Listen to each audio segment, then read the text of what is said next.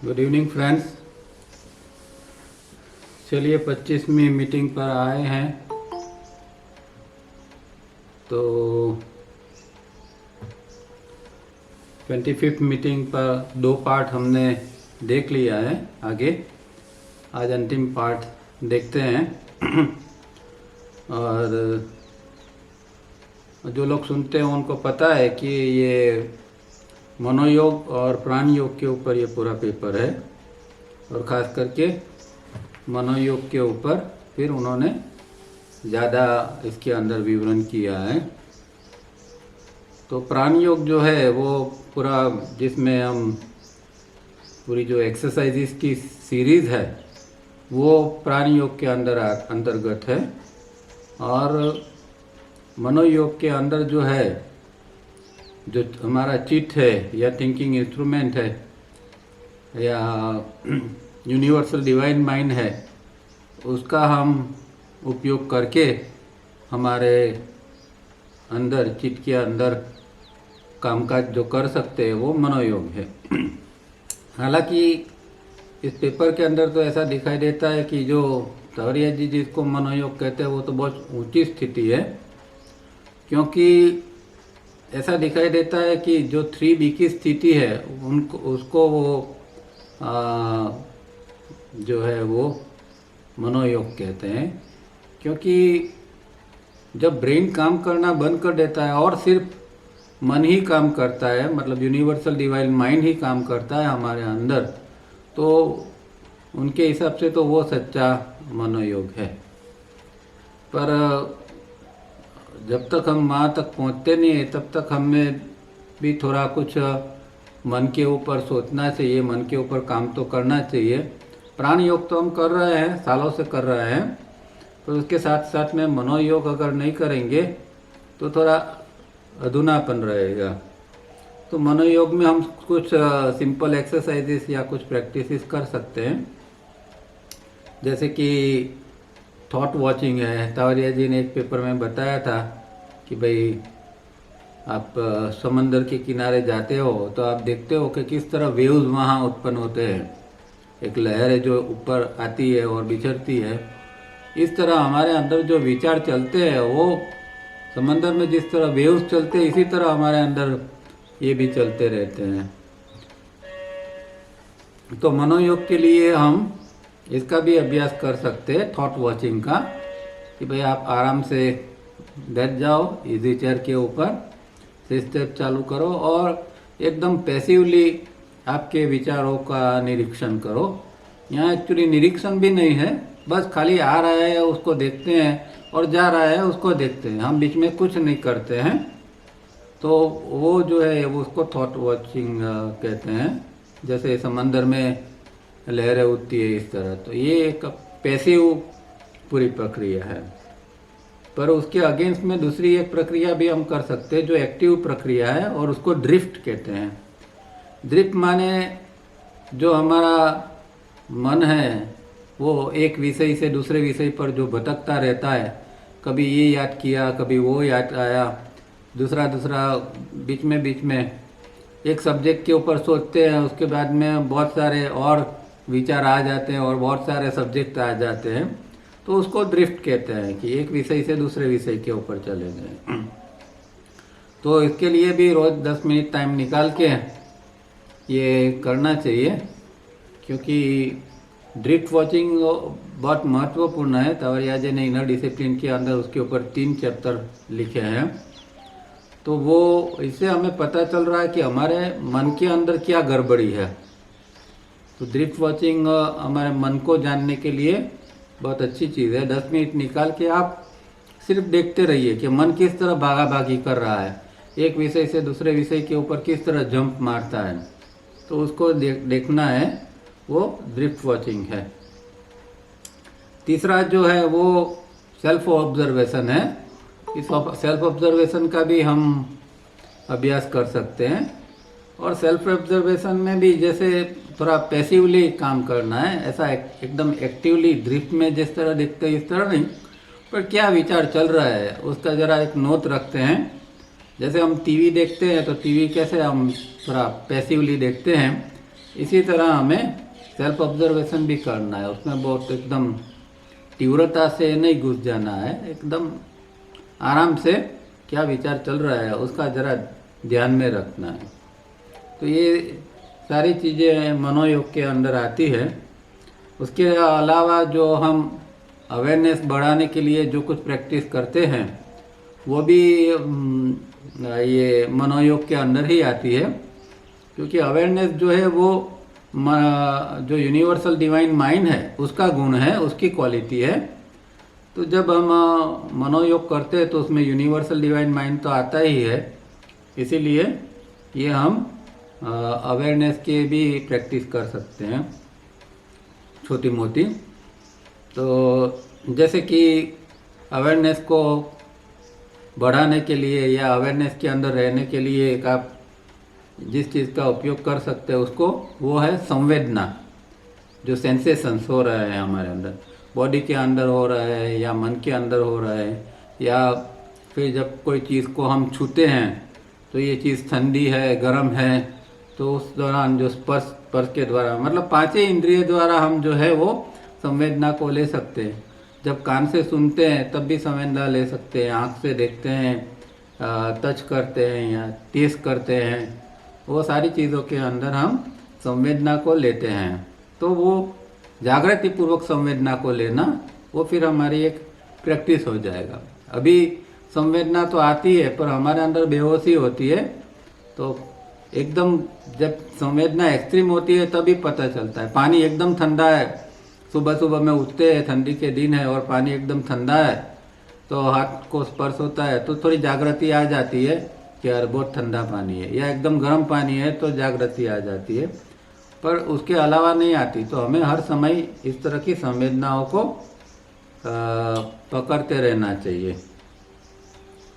फिर और आप अपने हिसाब से भी कर सकते हैं छोटी मोटी प्रैक्टिस। जैसे कि आप बात करते हैं तो इस तरह आपका जो वॉइस है उसको किस तरह आप नीचे ऊपर करते हैं, या फिर थोड़ा गैप लेके आप बात करते हैं। नॉर्मली हम एकदम सरसराट बोलते जाते हैं, पर उसके बदले में थोड़ा गैप लेके आप बोलोगे।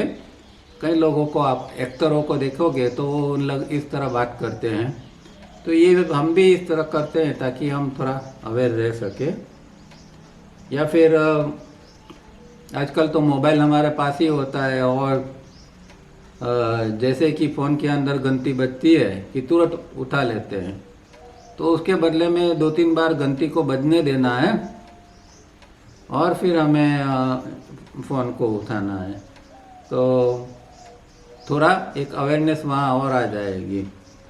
या खाते समय जो है, हम जो खाते हैं फटाफट निवाला मुँह के अंदर डालते रहते हैं, उसके बदले में वहाँ भी हम एक गैप डाल सकते हैं। तो ऐसी बहुत सारी चीज़ें हैं अवेयरनेस के लिए, तो आपको बहुत सारी चीज़ें मिल जाएगी और आप खुद भी नई चीज़ें बना सकोगे आपके इंटरेस्ट के हिसाब से, और उसके अंदर वो आप इसका अभ्यास कर सकते हो। तो ये इन शॉर्ट मनोयोग है, और ये पूरा 25 जो पेपर है, मीटिंग पेपर, वो मनोयोग के ऊपर ज़्यादा भार देते हैं।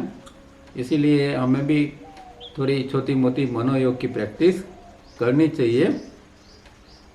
हम जो एक्सरसाइज करते हैं उसके दौरान भी हम मनोयोग का उपयोग कर सकते हैं।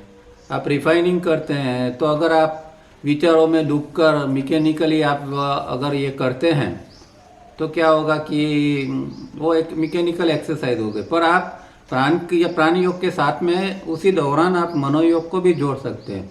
आप अवेयरनेस के साथ, और जिस तरह अभी बात की इस तरह संवेदनाओं को लेते लेते अगर एक्सरसाइज करते हैं पूरी जागृति पूर्वक, तो प्राण योग के साथ में मनोयोग अपने आप में हो जाएगा। तो ये एक बहुत अच्छी बात है, और इसके ऊपर हमें ज़्यादा भार देना है कि हम मैकेनिकल एक्सरसाइज न करें। हर एक्सरसाइज के अंदर जो कोई संवेदना आ रही है बॉडी के अंदर, या जब 3SR भी करते हैं तो जो संवेदना हमें मिल रही है उसका अगर उपयोग करते हैं तो वहाँ भी मनोयोग हमारा चालू हो जाता है। तो इस तरह मनोयोग की छोटी मोटी जो इतनी मैंने अभी 5-6 टेक्निक बताई है, वो आप सारी मनोयोग के अंदर कर सकते हैं। बाकी जिस दिन हम 3B के ऊपर पहुँचेंगे उस दिन तो अपने आप में रियल मनोयोग चालू हो जाएगा। तब तक के लिए प्राणयोग और ये मनोयोग का इस तरह हम सहारा ले सकते हैं। अब 25th मीटिंग के अंदर पेज नंबर 122 के ऊपर हमने लास्ट 2 कोटेशंस नहीं है पर उनका ही राइटिंग है, वो हमने देखे थे। और ये इसके अंदर बहुत 2 कोटेशन बहुत अच्छी बात करते हैं उसके अंदर।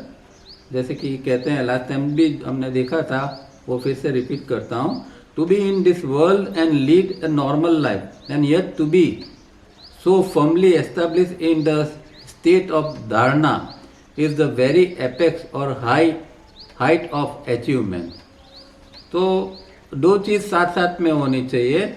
एक तो जो हमारे नॉर्मल लाइफ है, जो गृहस्थ जीवन है, सामान्य जीवन है, उसको भी हमें मेंटेन करना है।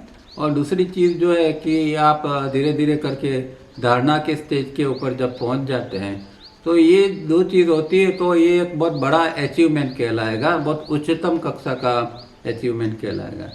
अब देखो यहाँ उन्होंने तो खाली धारणा शब्द का उपयोग किया है, ना ध्यान या समाधि की बात तो अभी इसमें है ही नहीं। तो मतलब कि धारणा का स्टेज जो है वो भी इतना ऊंचा है। तो जब व्यक्ति 3B के स्टेज के ऊपर पहुंचता है, जब एस्टैब्लिश होता है 3B के अंदर, तो वो धारणा के स्टेज पर पहुंच जाता है और वहाँ से रियल मनोयोग उसका चालू होता है। तो मतलब धारणा भी इतनी ऊंची स्थिति है कि उसके अंदर एस्टैब्लिश होना, ये तो एक बहुत बड़ा नसीब की बात है और बहुत बड़ा एफर्ट्स की बात है।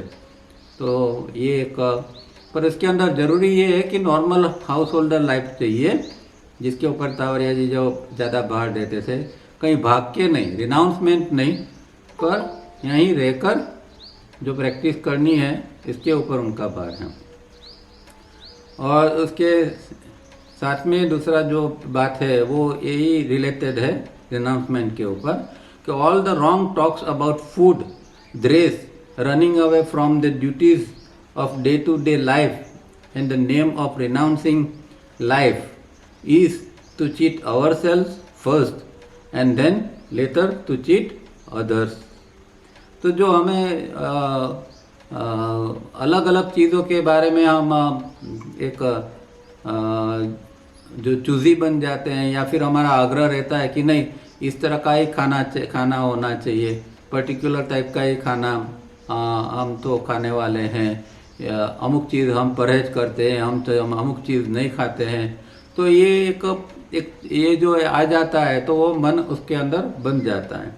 दूसरा ड्रेस के बारे में, जो लोग कुछ जो रिनाउंसमेंट लेने वाले लोग पर्टिकुलर टाइप के ड्रेसेस पहनते हैं और कुछ जो तिला तबका माला वगैरह जो पहनते हैं, तो वो भी यहाँ वो मना करते हैं कि ऐसा भी नहीं होना चाहिए। और फिर जो हमारी डे टू डे लाइफ की जो ड्यूटीज़ है, जो ऑब्लिगेशंस है, उसको छोड़ के हम भाग जाएं, कहीं एकांत में बैठ जाए और सिर्फ साधना करें, तो वो जो बात है वो भी उनको मंजूर नहीं है। तो कई लोग ये रिनाउंसिंग लाइफ के मतलब कि जो त्यागमय जीवन के नाम के ऊपर इस तरह भाग जाते हैं और जीते हैं और साधना भी करते हैं, साधना करते हैं, अच्छी बात है। कई लोग तो ज़्यादातर जो त्याग के नाम पर भागते हैं वो ज़्यादातर तो साधना तो करते ही नहीं हैं। कुछ बहुत कम लोग ये त्याग का उपयोग जो है साधना के लिए करते हैं, बाकी ज़्यादातर लोग तो मस्त राम की तरफ जिए जाते हैं। तो ये तो अपने आप को धोखा देना है और दूसरे लोगों को भी धोखा देने की बात है।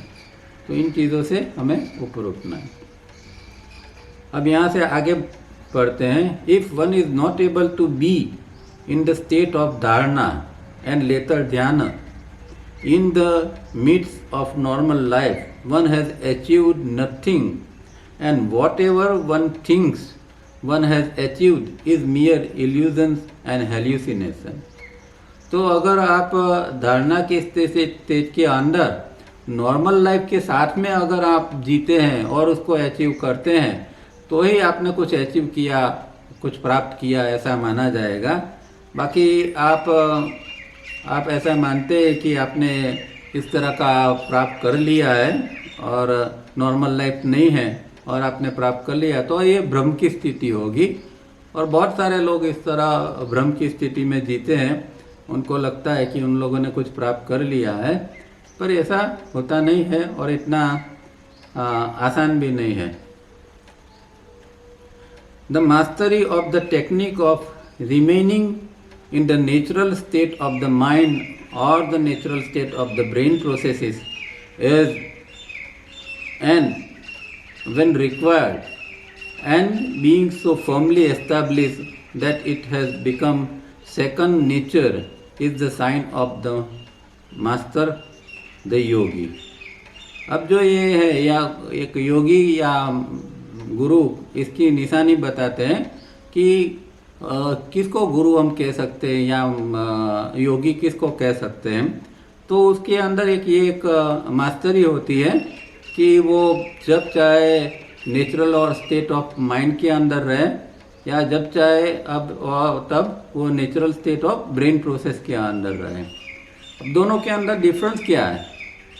नेचुरल स्टेट ऑफ माइंड क्या है और natural state of brain processes क्या है?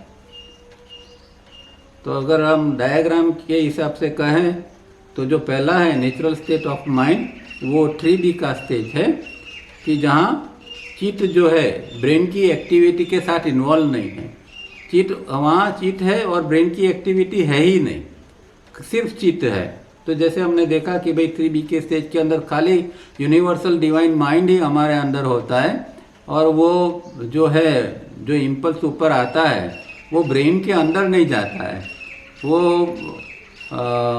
जो तालुका है वहाँ से उसका रास्ता अलग हो जाता है। वो ब्रेन के अंदर जाने की बजाय वो साइड पर से आगे की ओर जाता है और फिर आगे से फिर ब्रेन के अंदर भी जा सकता है वहाँ।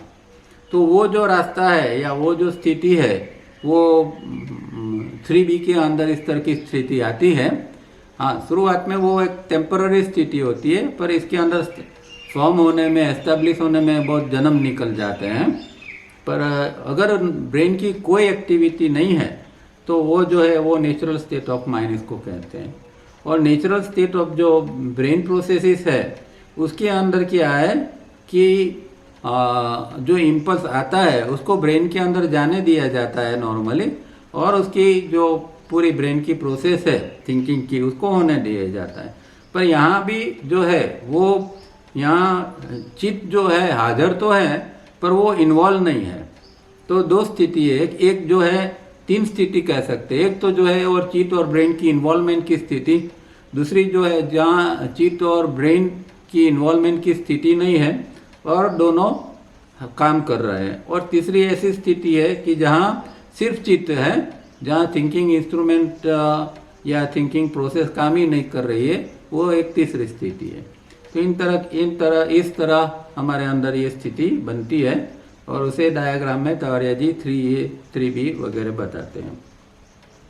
तो वो योगी के अंदर इस तरह का वो एक मास्टरी आ जाती है कि अभी उसको 3A में रहना है, जहाँ उसकी कुछ संसारिक जिम्मेदारी है, तो वहाँ वो क्या करेगा 3A की स्थिति में रहेगा, संसार के कामकाज को भी करता रहेगा और वो जो है 3A की स्थिति के अंदर मतलब विचारों को भी आने देगा और अलिप्त भी रहेगा। और जहाँ कुछ नहीं करना है, जहाँ कोई ज़रूरत नहीं है और अब उसको अंदर जाना है, अपने अंदर ही जाना है, या कोई अंदर से कोई ब्रह्मांड का ज्ञान प्राप्त करना है, तब वो 3B के स्टेज में जाएगा और वहाँ से ब्रह्मांड का भूभुव स्व का ज्ञान, किसी भी तरह का ज्ञान, कोई चाहे गैलेक्सी का हो या कोई और ग्रह का हो, सब चीज़ वो जान पाएगा। तो वो 3B की स्थिति में होता है। It is known as the final stage of isolated unity leading to samadhi and conscious death. अब ये जो है इस तरह की अगर धारणा की स्थिति बन जाती है यहाँ तक की, तो फिर आगे जो है वो एक स्थिति बनती है जिसको तावरिया जी ने नाम दिया है आइसोलेटेड यूनिटी।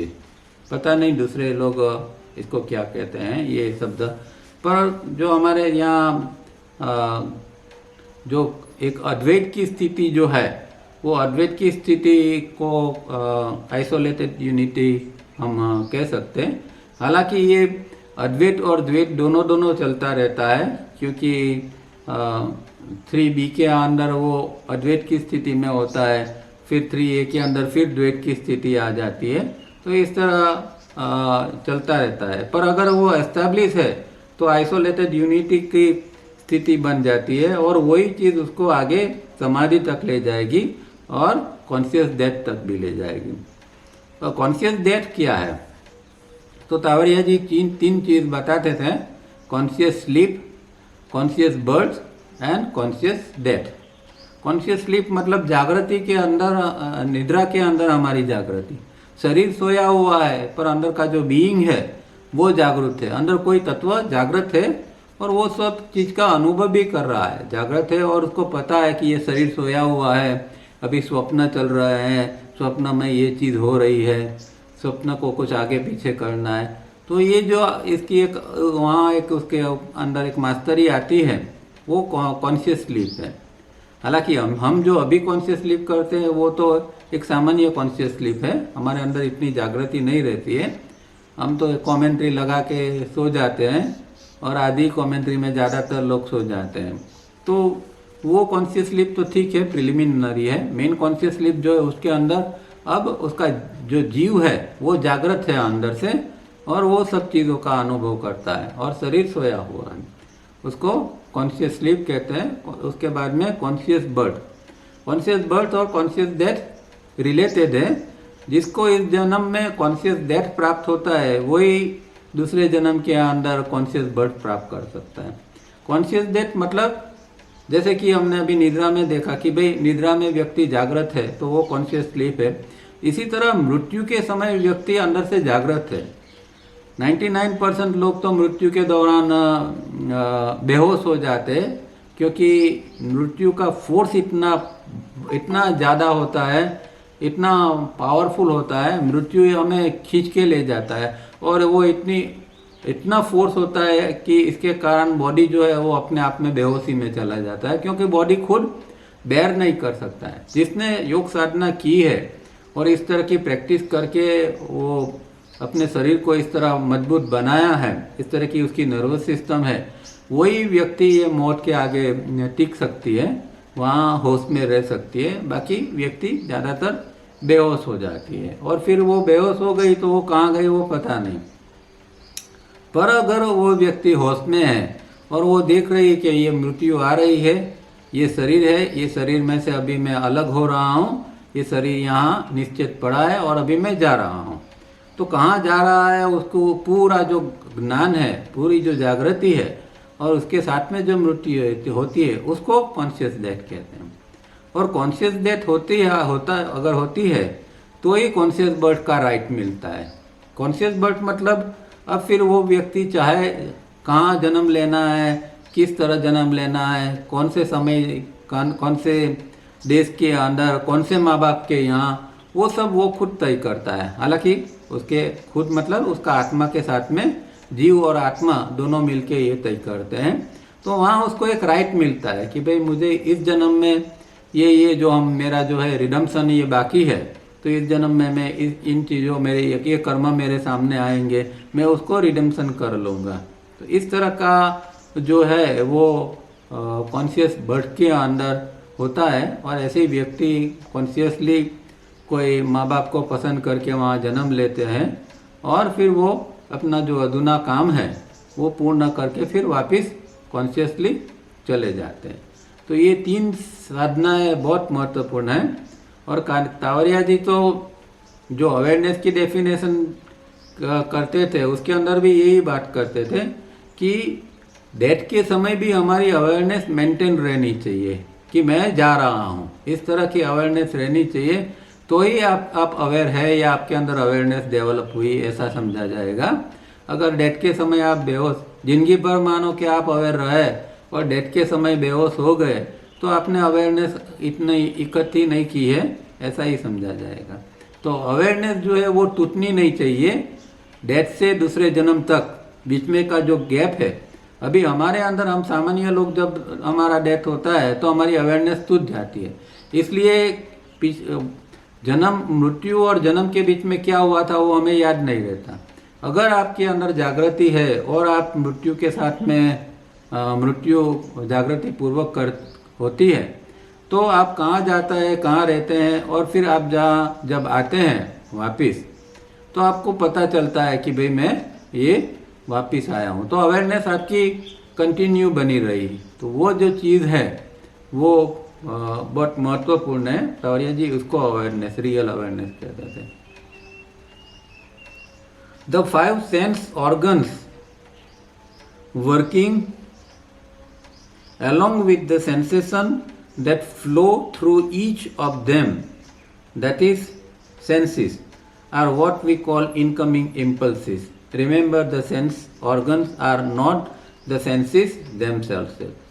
तो 5 इंद्रियों के द्वारा, हमारी 5 इंद्रियों के द्वारा अंदर जो स्पंदन आता है, अंदर जो चीज़ आती है, 5 इंद्रिय और इंद्रिय अंग ये दोनों अलग है। वो हमें बहुत बार हमने ये तो चीज़ देखी है, इनर डिसिप्लिन के अंदर भी बहुत बार हमने देखा था। इंद्रिय अंग माने कि वो ऑर्गन जो है जिससे हम वो सेंस को ले सकते हैं। जैसे आँख, तो आँख जो है वो ऑर्गन है, और आँख से जो दृष्टि है, हमारे अंदर दृष्टि अंदर आती है, और दृष्टि से हम देख सकते हैं। आँख से नहीं देखते, हम दृष्टि से देखते हैं। आँख अच्छी है पर दृष्टि नहीं है तो देख नहीं पाएंगे। इसी तरह कान अच्छा है पर सुनने की शक्ति नहीं है तो सुन नहीं पाएंगे। तो इस जो है वो एक ऑर्गन है, और एक जो शक्ति है वो सेंसिस इसको कहते हैं। और वो जो 5 इंद्रियों के द्वारा जो अंदर आता है उसको ही इनकमिंग इम्पल्स, या तो फिर हम जिसको स्पंदन कहते हैं, वो हमारे अंदर आता है। They all reach through the spinal cord, motor and sensory nerves to taluka area and then flow over the back of the brain and pull out identical memory patterns. The work of the computer 1, the section, that is section 3A and B of the hind brain has begun thus, and recognition follows. तो पहली बात क्या करते हैं कि ये जो अंदर इम्पल्स अंदर आया वो हमारे जो स्पाइनल कॉर्ड के अंदर जो नर्वस सिस्टम है उसमें मोटर नर्व्स है, सेंसरी नर्व्स है, वगैरह वगैरह हैं, उसके द्वारा वो ऊपर चला जाता है, तालुका तक जाता है। और तालुका के अंदर जो ब्रेन का जो पिछला हिस्सा है, जहाँ जहाँ हमारी मेमोरी पड़ी है, जो जिसको हम 3A और 3B कहते हैं, पहले 2A और 2B कहते थे, अब 3A और 3B जो है वहाँ हमारी मेमोरी पड़ी है। तो जो इम्पल्स आया वो तालुका से अंदर एंटर हो गया, और वहाँ जो मेमोरी पैटर्न पड़ी है तो आइडेंटिकल मेमोरी जो है पैटर्न वो निकलेगी। आइडेंटिकल मतलब जिस तरह का इम्पल्स आया है, हमने जो देखा है उसके मुताबिक ही, या जो सुना है, मतलब कि जो अंदर सेंसिस से जो अंदर आया, जो क्वालिटी का आया, जिस प्रकार का जो उसका गुणधर्म है, इसी प्रकार का की मेमोरी अंदर से बाहर निकलेगी। अब आँख से कोई पेड़ देखा है, तो जो पेड़ देखा है हमने, तो उसका इम्पल्स अंदर आया, तो पेड़ के बारे में जो हमारी मेमोरी पड़ी है, मेमोरी पैटर्न से, तो वो पर्टिकुलर मेमोरी पैटर्न से ही वो अपने आप में, इन्होंने कंप्यूटर 1 और 2 जो लिखा है वो थोड़ा नॉर्मली कहते हैं उससे उल्टा हो गया। कंप्यूटर 1 जो है वो तो आगे का रजिस्ट्रेशन एरिया है, उसको कंप्यूटर 1 कहते हैं नॉर्मली वो, और पीछे का जो सेक्शन जो है वो 3A और 3B है, कंप्यूटर 3A और 3B है। तो यहाँ कुछ ऐसा लिखा ही दिया है, ठीक है। और वो जो चीज़ दोनों जब इकट्ठा होती है, मेमोरी पैटर्न और ये इनकमिंग इम्पल्स, तब क्या होता है, रिकॉग्नाइजेशन होता है, मतलब कि एक ज्ञान होता है, पहचान होता है कि हाँ ये चीज़ ये है, मैं जो देख रहा हूँ ये चीज़ यही है। तो ये ज्ञान या पहचान जो है वो दोनों के मिलने से होता है। पर यहाँ कंप्लीट विचार, अभी कंप्लीट पिक्चर नहीं बना है, अभी ये आधा पिक्चर बना है, अभी ये नेगेटिव डेवलप हो गई है, जैसे फोटोग्राफ में नेगेटिव डेवलप होती है, इस तरह जब ये चीज़ आगे जाके रजिस्ट्रेशन एरिया के अंदर वो वहाँ जाती है, तब जो है वो नेगेटिव की पॉजिटिव बनती है और पूरा पिक्चर बनता है या यूं कहें कि एक पूरा कंप्लीट विचार बनता है। तो यहाँ तक जो है वो आधी प्रोसेस यहाँ हुई है। अब जैसे हमने आगे भी देखा था कि पोज करना है तो पोज कहाँ करना चाहिए, तो पोज जो है वो यहाँ जो ये स्थिति है रिकग्नाइजेशन की जो स्थिति है वहाँ अगर हम पोज कर सकते हैं तो वो फिर मेमोरी नहीं बनेगी, वो जो है वो पूरा विचार नहीं बनेगा, और इससे हम जो आगे जो चीज़ जो बनने वाली है उससे हम बच जाएंगे, मुक्त हो जाएंगे। तो यहाँ से आगे जाती है और रजिस्ट्रेशन एरिया में एक बार ये दोनों पहुँच जाते हैं तो फिर उसकी मेमोरी बन जाएगी, क्योंकि विचार बन गया, विचार आज्ञा चक्र से बाहर निकल गया और उसकी जो मेमोरी है वो फिर जाके 3A में जाके मिल जाएगी, और वो मेमोरी फिर इनडिस्ट्रक्टिव, फिर उसका नाश करना बहुत मुश्किल हो जाएगा। पर अगर जो अंदर विचार बन रहा है उसका नाश करना है, उसको आगे नहीं ले जाना है, तो यहाँ अगर हम ये जो ज्ञान पहचान की अवस्था है वहीं पर हम रुक जाते हैं तो आगे प्रोसेस नहीं हो पाएगी।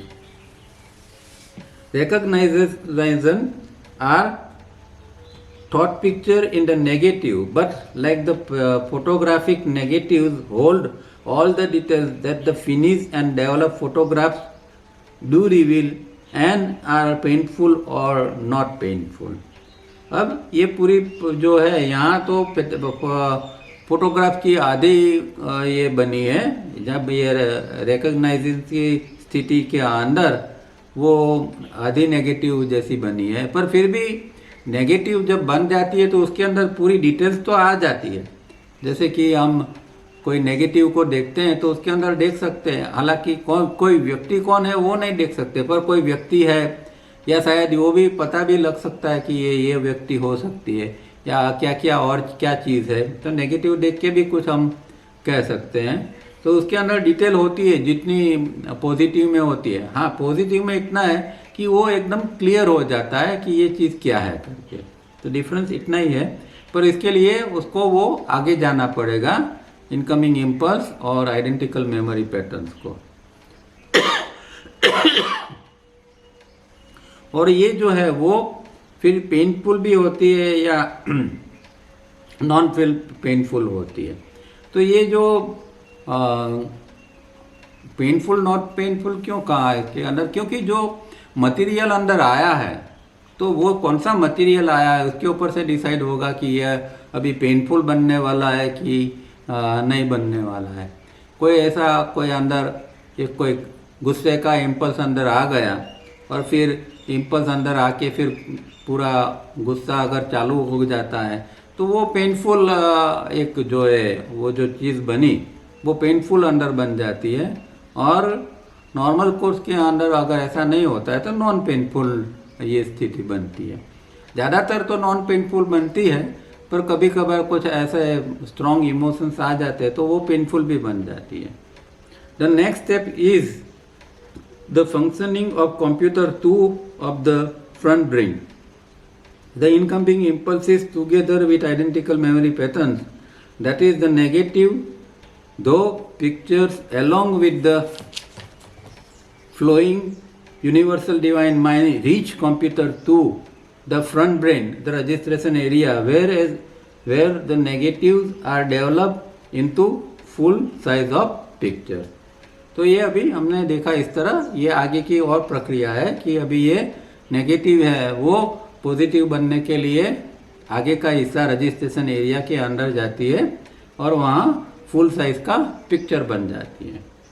The 4 points in the computer 2 IESM give proper colouring to the develop picture and bring about reactions as the negative in computer 1 brought about recognisation being painful और not painful and the reactions are accordingly so। अब जो है वो यहाँ जो आगे process आए registration area में, ये आइडेंटिकल मेमोरी पैटर्न्स और इनकमिंग इम्पल्स तो आ गए। यहाँ क्या होता है कि यहाँ 4 प्रकार के केंद्र हैं, intellectual, emotional, sex and moving. तो ये 4 केंद्र जो होते हैं उसके अंदर ये जो फिर है वो चीज़ को वो एब्सॉर्ब कर लेते हैं। ये चारों केंद्रों में से वो कोई एक या दो केंद्र के अंदर ये जो जो दोनों बने वो आगे इसके अंदर एब्सॉर्ब बन जाते हैं और वहाँ पूरी पिक्चर बनती है, पॉजिटिव बनती है और उसके अंदर कलरिंग आ जाते हैं। कलरिंग मतलब कि यहाँ जो है वो हमारे अंदर जो IESM केंद्रों के अंदर जो कुछ पड़ा है उसका कलर लग जाता है। मतलब कि अगर आपका IESM केंद्रों का रेशियो 2482 वाला है तो उस प्रकार का कलर लगेगा। अगर आपका 5:1 का रेशियो है तो उस प्रकार का कलरिंग उसके अंदर होगा और विचार जो बनेगा तो वो इसके अकॉर्डिंगली बनेगा। तो पहली चीज़ जो बनी वो यहाँ ब्रेन के पिछले हिस्से में जो दोनों इकट्ठे हुए तो पहली चीज़ बनी रिकग्नाइजेशन और दूसरी जो बनी वो रिएक्शन। तो जहाँ आगे आता है और कंप्लीट विचार बनता है तब उसको फिर रिएक्शन कहा गया, प्रतिक्रिया। तो यहाँ क्योंकि हमारी प्रतिक्रिया यहाँ विचार बनता है उसके बाद में होती है, उसके पहले तो खाली वहाँ पहचान ही हुई। जैसे कि फॉर एग्जांपल एक मानो कि कोई दुखद समाचार हमें मिलता है तो क्या होता है कि समाचार जो मिला अंदर गई, प्रोसेस हुई और समाचार का ज्ञान हुआ, मतलब रिकग्नाइज हुआ यहाँ समाचार। और फिर जब वो प्रोसेस आगे जाती है IESM केंद्र के ऊपर तो वहाँ रिएक्शन क्रिएट होते हैं। तो रिएक्शन में क्या हो सकता है कि भाई ये दुखद समाचार है तो रोना धोना चालू हो जाए, कोई और कुछ चीज़ें बननी चालू हो जाए, कुछ और बोलना चालू हो जाए, तो ये रिएक्शंस हो गए।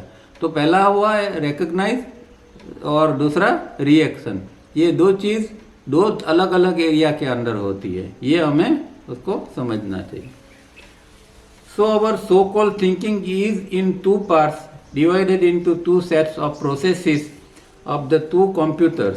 Computer 1 creates recognitions and computer 2 creates reactions as per recognitions, resulting in automatic reflex actions which we mistakenly call thinking, whereas it is merely an automatic neural process.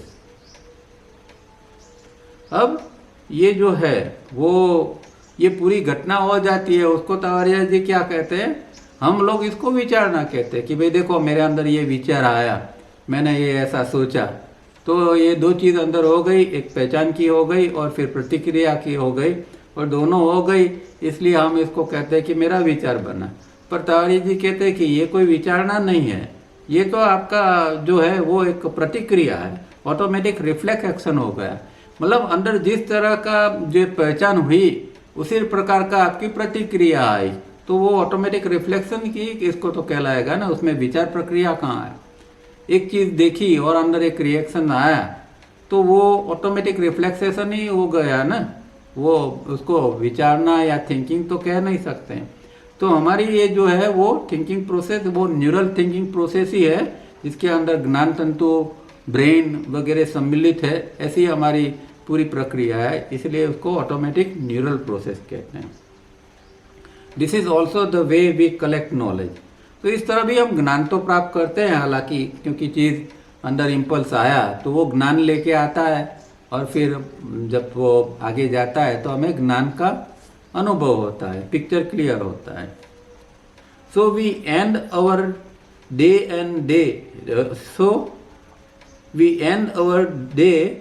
And our years and ultimately our lives with this non-stop processes of recognition and reaction.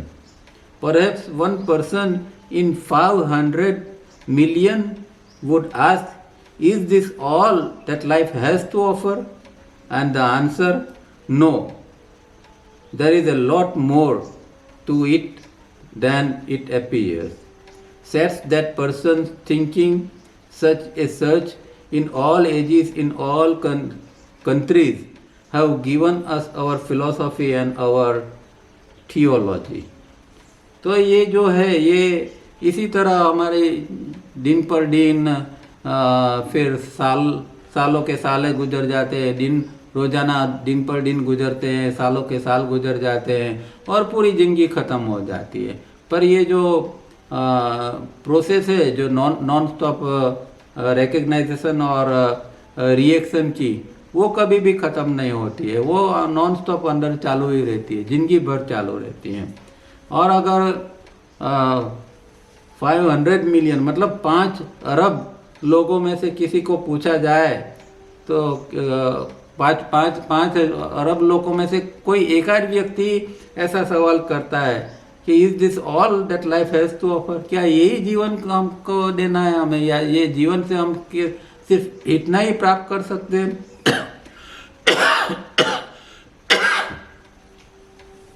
तो कहते हैं कि नहीं भाई, ऐसा नहीं है कि जीवन आपको इतना ऑफर नहीं करता है। हालांकि जीवन तो बहुत कुछ ऑफर करता है, पर हम जो स्वीकार करते हैं वो बहुत कम है हमारा। तो ये फिर ये चीज़, सारी चीज़ें जो है वो पूरी दुनिया के अंदर, हर कंट्रीज के अंदर, हर जगह पर ये इस तरह के सवाल उठते हैं, और उसके अंदर से फिर धर्मशास्त्र और फिलोसफी वगैरह निकलते जाते हैं। But 99% of this search is abandoned, either halfway or dies with the inquirer, and hence we are left with theories and faiths only. पर ये जो सर्च है उसमें से 99% तो क्या होता है कि उसका त्याग हो जाता है। मतलब कि एक बार एक जिज्ञासा जागी पर वो टिकती नहीं है। ये क्या है, जीवन क्या है? कई लोगों के जीवन में ऐसा प्रश्न उठता है, एक पॉइंट इन टाइम के अंदर ऐसा आता है कि बस यही जीना है, क्या इससे परे कुछ है नहीं। और खास करके जब व्यक्ति के अंदर, जीवन के अंदर बहुत सारा दुख आ जाता है, तब उसके अंदर ये फिर प्रश्न उठता है कि बस जीवन यही है क्या, इस तरह जीते जाना है और एक दिन मर जाना है, बस बात खत्म, कि इसके अलावा भी हम और कुछ कर सकते हैं। तो 99% तो इस तरह की बहुत एक आध व्यक्ति, 5 अरब में एक आध व्यक्ति के अंदर ऐसा प्रश्न आता है, और फिर उसके ऊपर वो काम करे, कुछ प्राप्त करे। उससे पहले तो क्या होता है, कई बार इच्छा ही फिर कम हो जाती है, ढीली हो जाती है, और या तो फिर व्यक्ति ऐसी स्थिति के अंदर ही फिर मर जाता है, आगे कुछ होता नहीं है, खाली थियरी और फेट रह जाते हैं। So the message of humanity believe and firmly in these theories and faith as gospel truth. All gospel truths are also mere faith and theories. तो इसीलिए हमारे पास जो अभी है तो क्या है, ये खाली एक फेथ और ये जिसको थियरी कहते हैं यही है, एक श्रद्धा है, और हमारे पास कुछ थियरी है कि हमारे पास जो धर्मशास्त्र है, दूसरे शास्त्र है, उसके अंदर से हमने कुछ थियरी बना ली है, और वो थियरी के ऊपर हम विश्वास करते जाते हैं। कई बार कोई व्यक्ति के ऊपर, कई लोगों को कोई बड़े संत महात्मा है होते हैं, उनके ऊपर विश्वास आ जाता है, उनको तो थियरी की भी चिंता नहीं होती है। जो संत महात्मा है उसने जो कहा बस वही फाइनल है, इस तरह एक फेथ आ जाता है। कई लोगों को कोई थियरी पकड़ के चलते हैं, पर इस तरह इतना ही है, उसके आगे कुछ ज़्यादा नहीं होता है। और ये जो सब गॉस्पेल ट्रूथ, जिसको गॉस्पेल ट्रूथ मतलब क्या कि उपदेशात्मक सत्य, तो उपदेशात्मक सत्य जो है, जो उपदेश देते जाते हैं, लोग कथा करते हैं, उसके अंदर सब बातें करते हैं, ये खाली फेथ और थियरी होती है। जब तक अनुभव नहीं होता है तब तक ये चीज़ फेथ और थियरी बनी रहती है।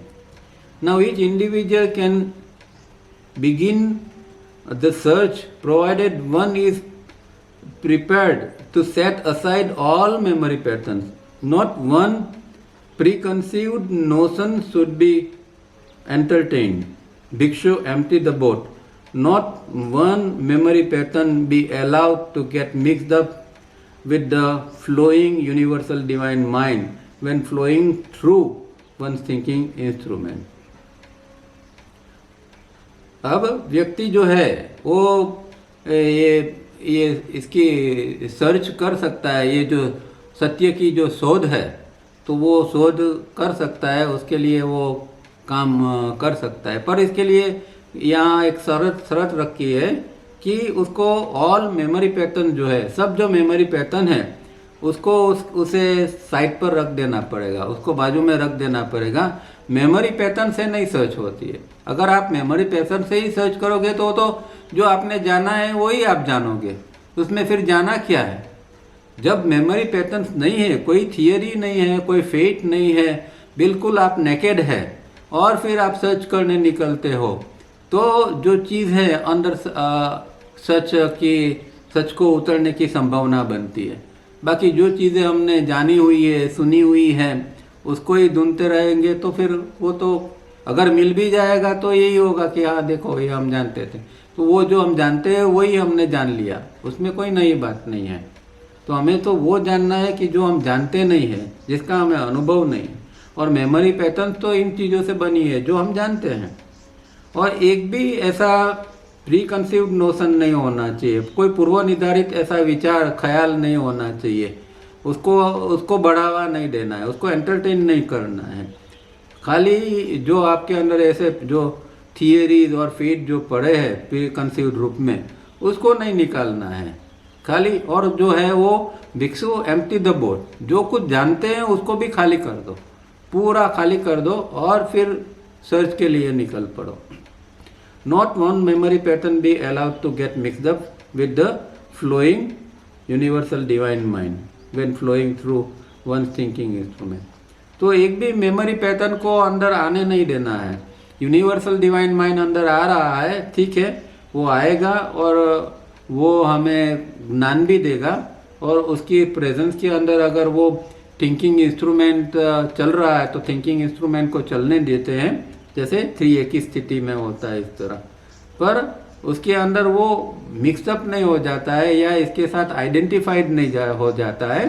जैसे हमने देखा ना कि नेचुरल स्टेट ऑफ माइंड और natural state of thinking process, तो ये नेचुरल स्टेट दोनों के बने रहने चाहिए और इस तरह काम होना चाहिए, तो जाके कुछ सर्च सत्य के बारे में कुछ और कुछ जान समझ सकते हैं हम। What will then happen? The Diamond Katar Mahamudra, that is the mind yoga, purifies. It purifies what? Ignorance and temporary confusion. तो ये इससे क्या होगा अगर आप इस स्थिति में जीना चालू कर दोगे 3A या 3B की स्थिति के अंदर। तो जैसे कि ये डायमंड कतर महामुद्रा कोई किताब का नाम है या फिर माइंड योग इसको भी कहते हैं। तो वो उसको आगे जाके क्या होगा कि ये माइंड योगा प्योरीफाइज, हमारा मनोयोग जो है वो शुद्ध होता जाएगा और मनोयोग के अंदर हम ज़्यादा से ज़्यादा एस्टैब्लिश होते जाएंगे। अगर ये ऊपर की बात कही इस तरह का अगर हम करते हैं, मेमोरी पैटर्न के बिना कुछ करते हैं, तो हमारा माइंड योगा चालू हो जाएगा, शुद्ध हो जाएगा और आगे जाके हम इसमें एस्टैब्लिश हो जाएंगे। तो इससे क्या होगा कि हमारे अंदर जो अज्ञान पड़ा है और जो हमारे अंदर टेम्पररी कन्फ्यूज़न है, अंदर जो कुछ गड़बड़ी चल रही है, वो सब धीरे धीरे करके समाप्त हो जाएगा। Provided one does not even add one single memory pattern to the natural state of the mind, and if it is not involved with the brain computer processes, तो फिर यहाँ फिर से ये शर्त करते हैं। प्रोवाइडेड ये एक शर्त है कि भाई आपको कम से कम इतना करना चाहिए कि आपकी जो मेमोरी पैटर्न है वो ये नेचुरल स्टेट ऑफ माइंड के अंदर नहीं आनी चाहिए। मतलब कि यूनिवर्सल डिवाइन माइंड अंदर आया है, वो नेचुरल स्टेट के अंदर ही वो रहना चाहिए, वो थिंकिंग प्रोसेस में नहीं जाना चाहिए और उसका कोई जगह पर इन्वॉल्वमेंट नहीं होना चाहिए। इतना हो सकता है तो फिर ये ऊपर जो फायदा बताया है ये हो सकता है। What would then happen? The universal divine mind will bless the individual with its inherent quality of all knowingness. तो क्या होगा अगर ऐसा होता है, तो जो इंडिविजुअल माइंड की जो इनहेरेंट क्वालिटी है, उसका जो मूलभूत अंदर का जो उसका गुण है, वो क्या है कि ऑल नोइंगनेस, सर्वज्ञता। और दिव्य ये जो है यूनिवर्सल डिवाइन माइंड जो है वो सब कुछ जानता है, उसके अंदर ऑल नोइंगनेस की क्वालिटी है। और वही अगर हमारे अंदर आता है ये यूनिवर्सल डिवाइन माइंड और सेल्फ माइंड काम नहीं करता है, सिर्फ यूनिवर्सल डिवाइन माइंड ही काम करने लगेगा, तो उसका एक आशीर्वाद हमें मिलेगा, और वो आशीर्वाद जो है वो सर्वज्ञता का आशीर्वाद हमें मिलेगा। तो वो व्यक्ति भी फिर सर्वज्ञ हो जाती है, वो व्यक्ति भी वो सर्वज्ञता का अनुभव करती है। तो यहाँ ये 25वीं मीटिंग ख़त्म होती है, पर उसके साथ में उन्होंने जो ये मीटिंग के अंदर जो बात कही थी उसका थोड़ा चार्ट दिया है एक, और इसका एक्सप्लेनेशन भी दिया है। तो ये एक्सप्लेनेशन भी हम पढ़ लेते हैं, थोड़ा समय है तो 124 पेज के ऊपर चार्ट एक्सप्लेन किया हुआ है। We have firmly established two complexes around our inmost beings, self, Atman, Ishwar. They are A. Body, brain and mind involvement, and B. Patience, desires and brain involvement. अब हमारा जो आत्म तत्व है उसके साथ क्या क्या चिपका हुआ है, तो यहाँ दो चीज़ जो है वो उसके साथ में है, ऐसी चीज़ बताते हैं। एक जो है आत्मा के ऊपर क्या है कि बॉडी ब्रेन सिस्टम का एक कवरिंग हो गया है। आत्मा जो है वो तो जब वो क्रिएशन सर्जन से जब यहाँ आता है अस्तित्व एग्जिस्टेंस के अंदर, तो वो एकदम प्योर होता है, एक सेल्फ ही होता है। फिर जैसे ही ये अस्तित्व के अंदर एग्जिस्टेंस के अंदर एंटर होता है तो फिर उसको बॉडी लेना पड़ता है, और हम जानते हैं कि पहले वो स्वलोक के अंदर एंटर होता है, बाद में भू में और फिर भू में, इस तरह इन्वोल्यूशन की यात्रा चलती है। और तीनों लोगों के मुताबिक उसको ये बॉडी ब्रेन और माइंड दिया जाता है, ये सारी बात हम जानते हैं। और दूसरी चीज़ जो है उसके साथ साथ के अंदर उसके अंदर patience, desire and brain involvement, ये तीन चीज़ साथ साथ में बन जाती है। पेशेंस माने कि एक भाव या भाव का आवेग या मन का आवेग जो अंदर होता है, एक आवेग आता है अंदर मन का या भाव का, वो पेशेंस है। फिर डिजायर से अंदर इच्छाएं उत्पन्न होती है, और ब्रेन इन्वॉल्वमेंट अभी हमने देखा कि चित्त और ब्रेन का इन्वॉल्वमेंट नहीं होना चाहिए, पर ब्रेन इन्वॉल्वमेंट हो जाता है चित्त और ब्रेन का। तो ये सारी चीज़ें जो है वो हमारा अंदर का आत्मा है या ईश्वर है अंदर का, इसके ऊपर ये सारी चीज़ें एक कवरिंग, उसका आवरण हो गया है। The common factors between A and B is the brain with its two ceaselessly operating computers. These computers of the brain distort what otherwise would or could be a magnificent awareness or all-knowingness leading to cosmic consciousness or our oneness with all creation. तो ये दोनों के अंदर देखेंगे, ऊपर ए और B है, उसके अंदर दोनों के अंदर ब्रेन जो है वो कॉमन है। तो दोनों के अंदर ब्रेन है, और ब्रेन जहाँ है तो फिर उसकी वो अंदर थिंकिंग प्रोसेस है वो हमेशा चालू, जहाँ ब्रेन है वहाँ फिर थिंकिंग प्रोसेस है। और थिंकिंग प्रोसेस के लिए उसके पास जो दो कंप्यूटर्स है, एक आगे वाला रजिस्ट्रेशन एरिया वाला और पीछे वाला मेमोरी वाला, और ये दोनों कंप्यूटर साथ साथ में चलते रहते हैं, और फिर सीजलेसली बिना रुके बिना अटके ये थिंकिंग की प्रक्रिया हमेशा के लिए चालू रहती है। और इससे क्या होता है कि ये डिस्टॉर्ट करते हैं हमें, उससे जो है वो विमुख कर देते हैं, वो डिस्टॉर्ट करते हैं, वो तोड़ मरोड़ के जो चीज़ अंदर आगे जा सकती थी, जो अंदर एक मैग्निफिसेंट अवेयरनेस बन सकती थी, उसके बदले में ये जो है ब्रेन प्रोसेस उसको डिस्टॉर्ट कर देते हैं, उसको तोड़ मरोड़ देते हैं। और जो हमें मैग्निफिसेंट अवेयरनेस या इसको ऑल नोइंगनेस जो कहते हैं, वो चीज़ें जो हमें मिलनी थी, क्योंकि ब्रेन की प्रोसेस चालू है, इसके वजह से ये से हम वंचित रह जाते हैं। देखो ये यहाँ बहुत बड़ी बात कही है, बहुत गहरी बात कही है। हमें चाहे थिंकिंग प्रोसेस कितनी भी हमारे जीवन जीने के लिए ज़रूरी है, फिर भी वो कितनी खतरनाक है, कितनी हमें नुकसान करती है कि हमें अंदर जो मैग्निफिसेंट एक स्टेट अंदर जो आ सकता है सर्वज्ञता का, और आगे जाके वही कॉस्मिक कॉन्शियसनेस बन सकता है, मतलब वैश्विक चैतन्य। और उसके साथ हम जो सर्जन है उसके साथ हम एक रूप बन सकते हैं। वो सारी चीज़ों से हम वंचित रह जाएंगे। किसके कारण? क्योंकि सिर्फ ये थिंकिंग प्रोसेस दिन भर में चलती रहती है, न कि थिंकिंग प्रोसेस चलती है। उसके साथ में जो अंदर ये जो यूनिवर्सल डिवाइन माइंड आता है वो उसके साथ में चिपक जाता है, इन्वॉल्व हो जाता है।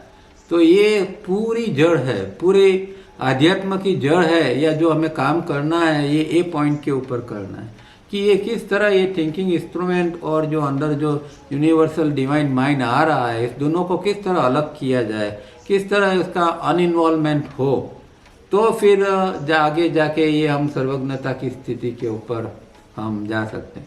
ये बहुत गहरी बात है और बहुत कम लोगों ने इस तरह बताया है। ये अंदर की प्रोसेस कभी कोई बताता नहीं है। हम अवेयरनेस का तो बहुत बहुत सुना है हमने, कॉन्शियसनेस के बारे में भी बहुत कुछ सुना है, पर ये किस तरह अंदर क्या होता होगा ये ब्रेन के अंदर, माइंड के अंदर, ये आप ये तावरिया जी की किताबों में ही ये सिर्फ आप ये पाओगे। तो इस तरह ये थिंकिंग प्रोसेस जो है वो यहाँ डिस्टोर्ट हमें करती है।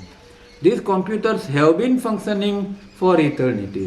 अब ये जो ब्रेन प्रोसेस जो है और इनके कंप्यूटर्स है वो इटर्निटी से ये इसकी कामगिरी चालू है। जब से हम ये न खाली भूलोक में पर हमारी इन्वोल्यूशन की यात्रा चालू हुई थी, स्वलोक से लेके भूव, भूव से लेके भू, और फिर अभी ये भू के फोर्थ सबस्टेज तक में, तो तब तक में ये की क्रिया जो है इटर्निटी से ये कंप्यूटर्स चालू ही रहते हैं।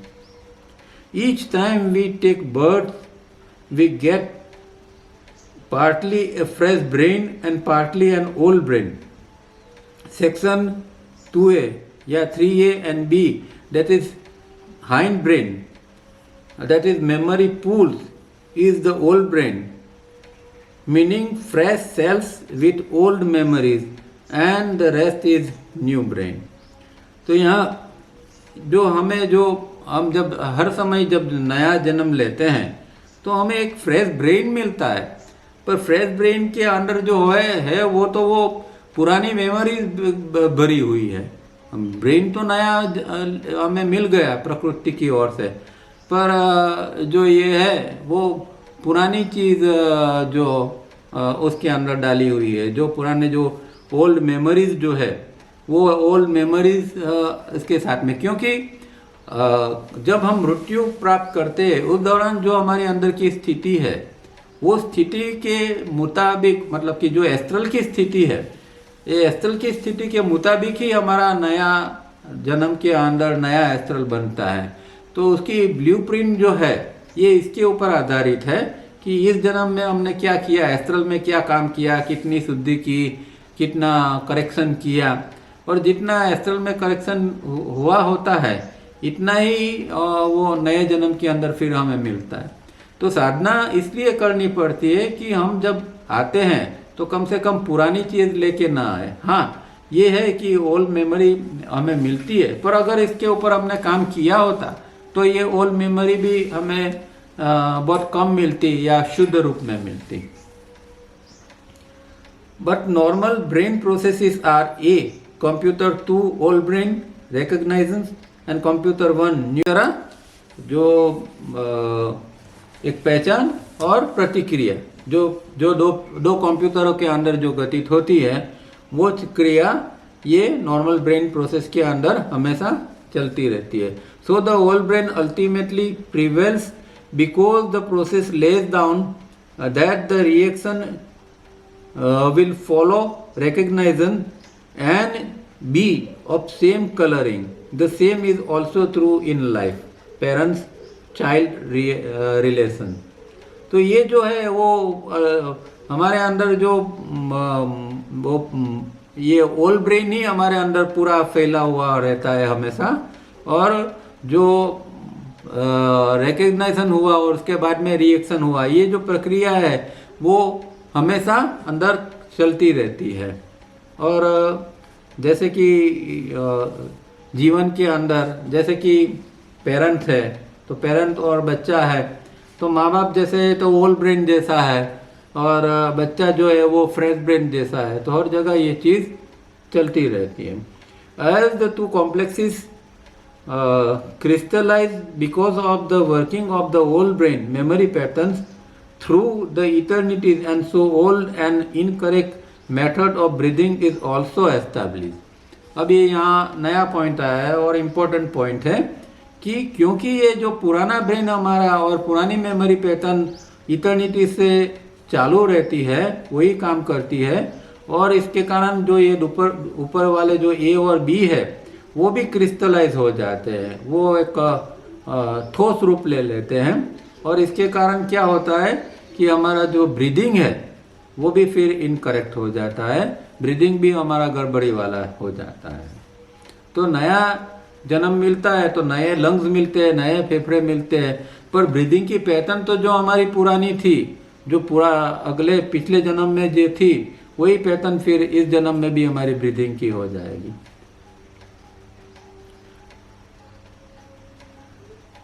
To tear down and rebuild is not easy, and so human beings continue to live and follow the lines of least resistance.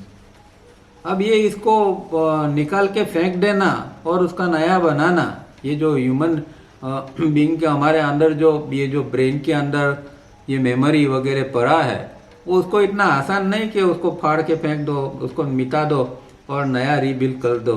ये इतना आसान नहीं है, क्योंकि हमारा जो ब्रेन जो है वो हमेशा एक लीस्ट रेजिस्टेंस के रूप में काम करता है। लीस्ट रेजिस्टेंस मतलब कि जहाँ कम प्रतिकार होता है।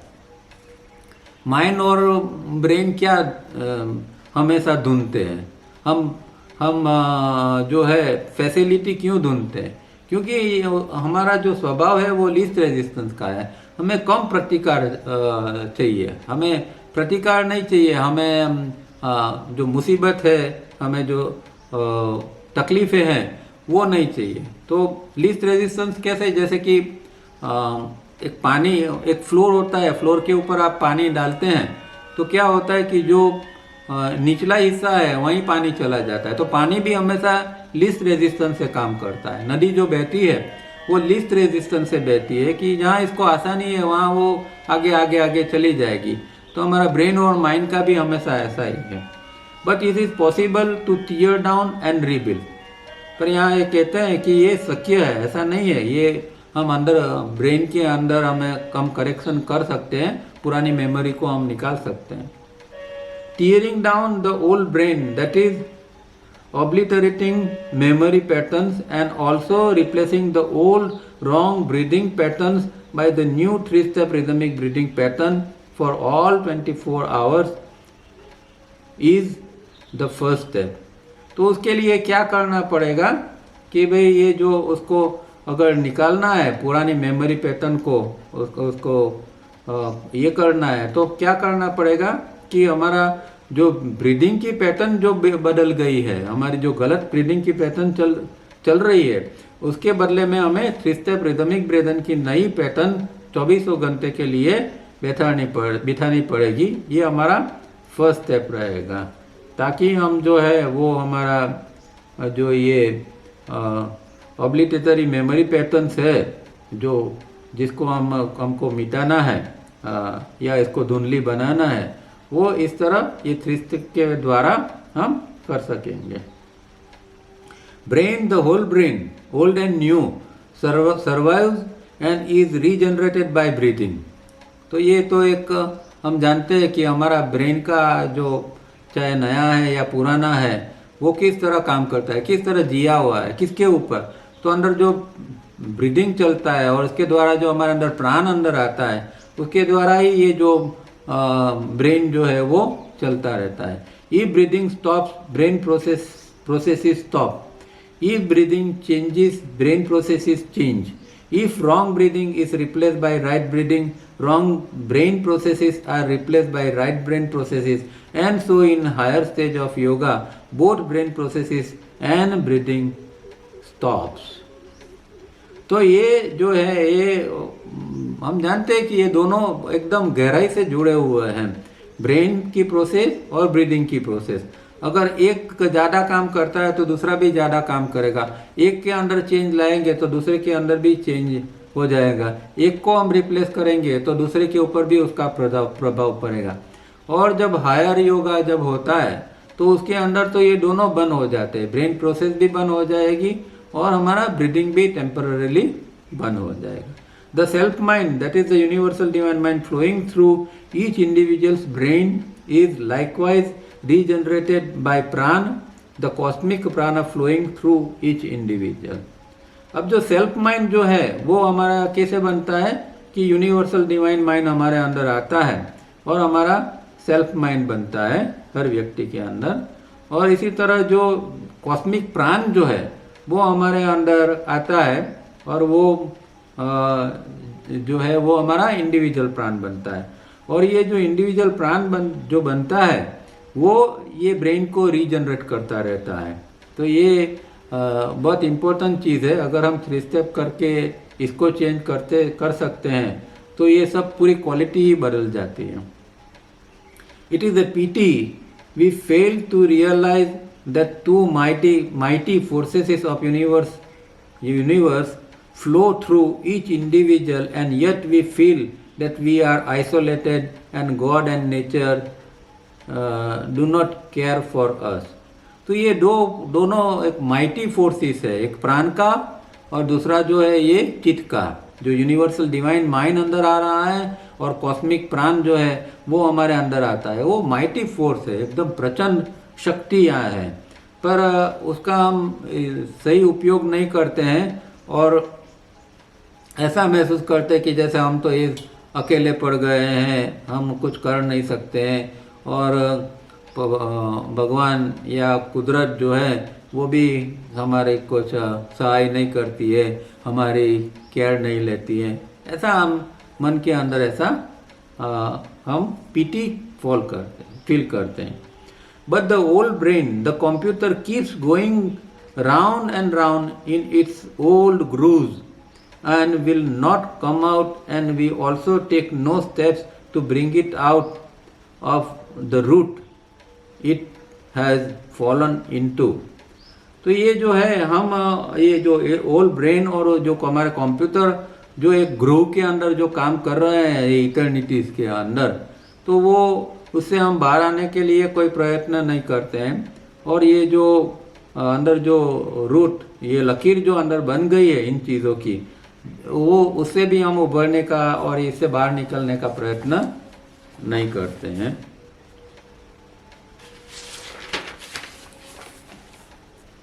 This old brain ultimately corrupt the new brain in each fresh life. अब ये गड़बड़ी है कि भगवान ने नया ये तो दे दिया हमें, पर क्या होता है कि नया ब्रेन आया फ्रेश लाइफ के अंदर, पर वो भी क्योंकि अंदर पूरी प्रोसेस में ही गड़बड़ी है तो वो आगे जाके करप्ट हो जाता है, वो भी प्रदूषित हो जाता है। This culprit has to be removed and obliterated. तो ये जो पूरी मेमोरी पैटर्न जो है वो ही कल्प्रिट है, ब्रेन की प्रक्रिया ये है, वो कल्प्रिट है, वो गुनहगार है और उसको रिमूव करना चाहिए इसका, और इसको उसका नाश करना चाहिए। This old brain is responsible for our reactions and our wrong breathing and make us live by our old passions and desire, which are nothing but old memory patterns, and this wrong breathing over a period ultimately snaps all coordination that once existed with prana। तो यहाँ जो एक तो ये thinking process या memory patterns को निकालने की बात है, और हमारे अंदर जो पूरी जो ब्रेन, चाहे ब्रेन के अंदर हो चाहे ब्रीदिंग के अंदर है, जो कुछ गड़बड़ी है और उसके अंदर जो हमारे अंदर अलग अलग भाव, अलग अलग हमारे अंदर आवेग आते हैं, अलग अलग इच्छाएं उत्पन्न होती है ये ओल्ड मेमोरी पैटर्न के कारण, वो सारी चीज़ें जो है वो इसके कारण क्या होता है कि वो अंदर जो है ये स्नैप्स हो जाती है, ब्रेक्स हो जाती है, और जो कोऑर्डिनेशन जो है प्राण के साथ का वो भी टूट जाता है। मतलब कि एक गलत प्रक्रिया पूरी सारी प्रक्रियाओं को गलत बना देता है, और अगर एक प्रक्रिया सही ढंग से चलती है तो और सभी प्रक्रियाएं सही ढंग से चलने लगेगी। This breaking of the link between प्राण and breath is equivalent to breaking the link with our inmost self, so much so that today we are not only unaware of but we are skeptical about its presence within। तो अगर ये प्राण और श्वास की जो link टूट जाती है, श्वास और ब्रेन के अंदर जो संबंध है, श्वास और मगज की प्रक्रियाओं के अंदर, वो कैसा है कि जैसे कि हमारा आत्मा के साथ में किस तरह का हमारा एक संबंध है वो जैसे टूट जाता है। आज ऐसा ही है कि आत्मा क्या है हम नहीं जानते हैं, हमारा आत्मा के साथ कोई संपर्क नहीं है, तो वो टूट गया है, उसकी लिंक हमारे अंदर नहीं है। जिस तरह ये श्वास और ब्रेन के अंदर भी इस तरह का होते हैं। और आज तो हम ये आत्मा है कि नहीं उसके बारे में भी हम कह नहीं सकते हैं।